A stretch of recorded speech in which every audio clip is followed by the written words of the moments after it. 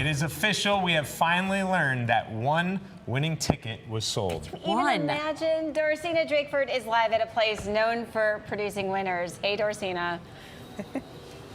Good morning, guys. So we're inside now. This is a Shell station on Snow and Smith. And I think people who went to South Carolina because they wanted to escape the cold had a really, really good plan in mind, because that's where the winning ticket was, in South Carolina. So this, I'm sorry, guys, it's not it.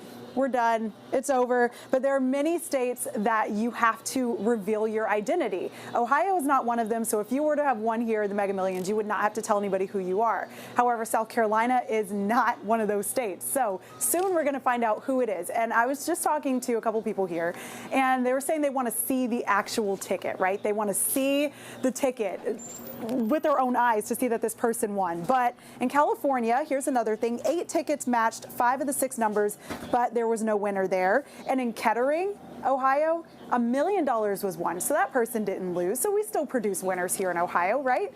So back here live at the gas station, all is not lost. The Powerball is tonight. So you could win $620 million, and that drawing will be tonight.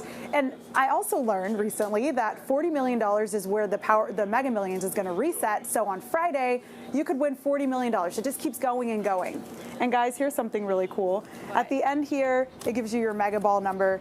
The Mega Ball number is 3 for this one, for the winning ticket. It was 3, so didn't we choose? We chose 3 yesterday with Austin. Yes, we certainly did.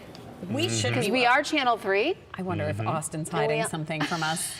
I wonder how much that ticket's worth. Well, we'll know when we see like every dish on the table over at yours truly in Mentor. Yes.